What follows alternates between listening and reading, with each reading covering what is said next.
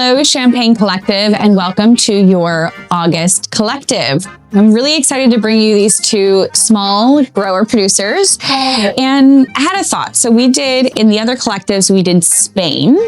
And although we can't do Spain because we're only in Champagne for the Champagne Collective, I thought, you know what, we're going to go south in Champagne with both of these. So before I get with the producers, I want to talk to you a little bit about the area that we are pulling these champagnes from. So we've, I think, had a couple of producers from this area, and lightly touched on it, but I just kind of wanted to talk about the Côte d'Ivoire as a whole.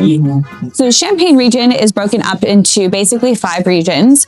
The main 3 regions that you always hear about are in the north of Champagne, and this is where all of your favorite, your maisons and even some growers are.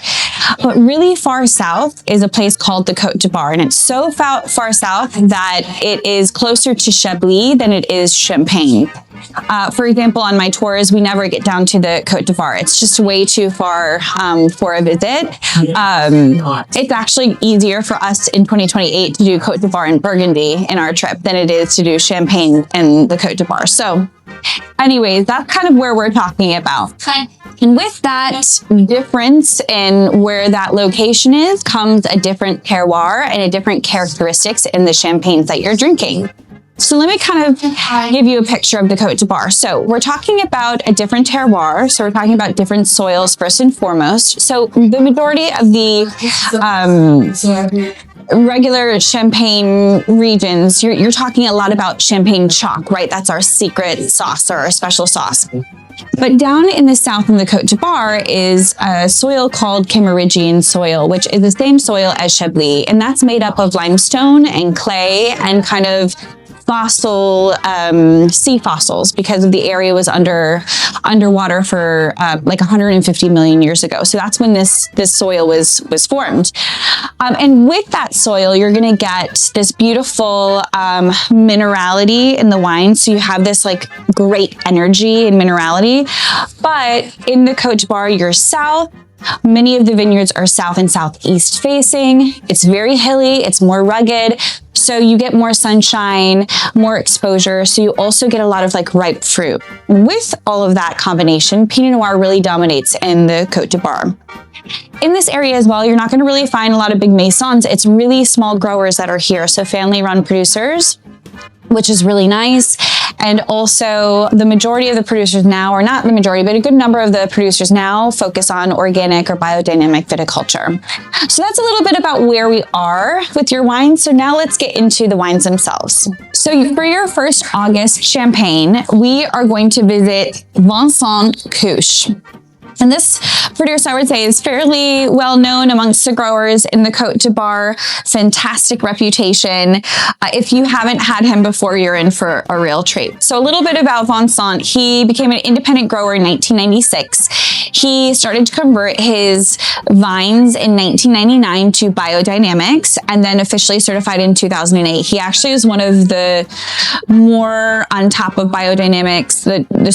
He was definitely at the forefront of that movement. And one of the first, and also just a pioneer for biodynamics, especially in the Côte d'Ivoire. And he's located in Landreville, which is in the deep part of the Côte d'Ivoire. He also is stylistically low intervention. So we're talking native yeast, no chaptalization, very, very low dosage, extra ripe or long ripening, late harvesting, unfiltered, unfined. So just a really pure sense of a champagne and very terroir focused. And so this is his Éclipsia non-vintage champagne. And although the Côte d'Ivoire is known for Pinot Noir, this champagne does have a blend of all 3. So just looking at the specific cepage for you, it's 58% Pinot Noir, 25% Chardonnay, and 17% Meunier. And this was disgorged October 2025. It's been aged on its leaves for 3 years. For fermentation, he uses a combination of stainless steel and of oak, but nothing to kind of impart flavors. There's again more of the texture. And so let's go ahead and give it a try. So I automatically notice kind of like a golden a golden color to this one. And I do, you know, it does have 58% Pinot Noir. So I am, you know, thinking that that color comes from the Pinot Noir, a little bit from Meunier as well. So on the nose, I immediately get kind of like these fresh, sunny fruits, but kind of more like stone fruits. So peach and apricot, but also maybe a little bit of like red apple. Lots of brioche, and I do get that salinity as well. That's kind of marine.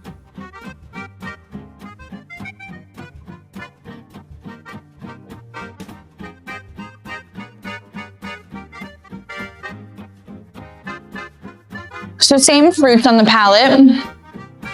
I would say yes, more stone fruits and apples and peaches. Lots of brioche there. And again, that beautiful salinity. There's a little bit of spice as well on the palate. It has like this beautiful kind of round mid palate. It's quite creamy as well.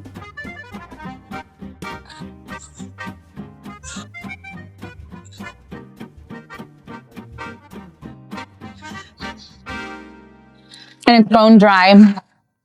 It's so definitely on the drier side, but not austere in any way because of his late harvesting. He really focuses on making sure that the grapes have enough sugar naturally without having to add it.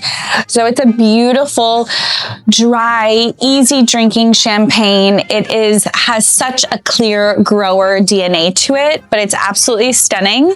And I hope that you enjoy it as much as I do. Cheers.